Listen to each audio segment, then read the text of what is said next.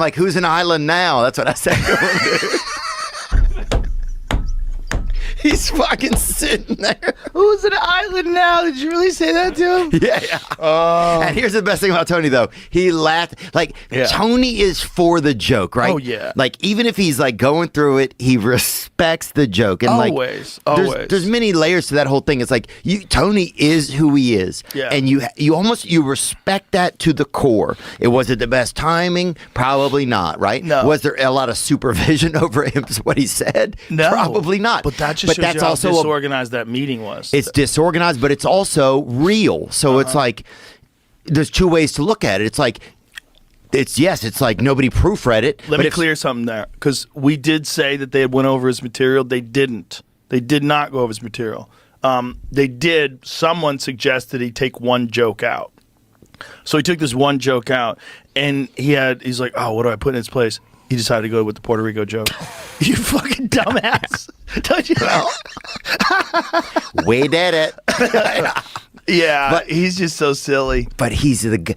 But he laughs at himself. Oh, totally. But also it's weird because it's like, do you want things to be tailored or do you not want them to be tailored? You know?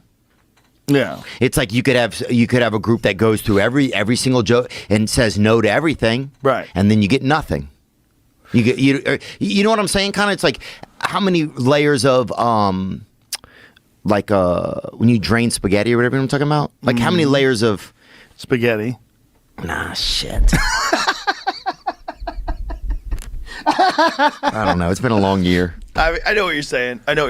But I think when you get to a certain level of your career, you got to say no to things that are outside of comedy. Yeah. If you're just coming up and someone says you want to go speak in front of the president, go out there, make a mark, soldier. Give it your best. Yeah. But if you're Tony Hinchcliffe and you just did the Tom Brady roast, Kill Tony's the #1 comedy podcast in the world. Unreal. You have millions and millions of downloads every week. Don't do that. Just do comedy. You're really good. That's what I was trying to tell people. If you saw those same jokes on stage, he kills. Fucking crushes.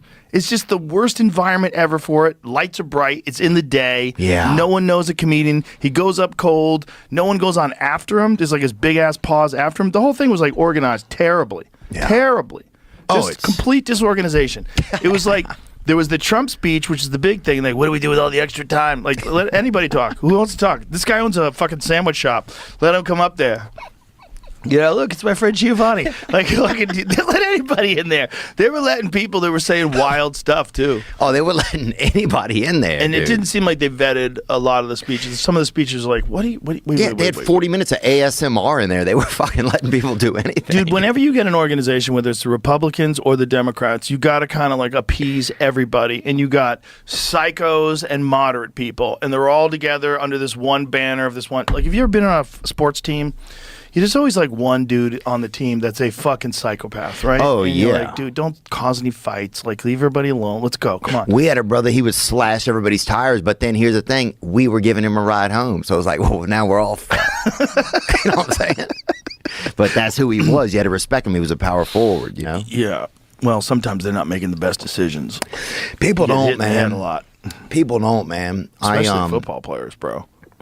You get hit in the head a lot, you're going to make some sketchy-ass decisions.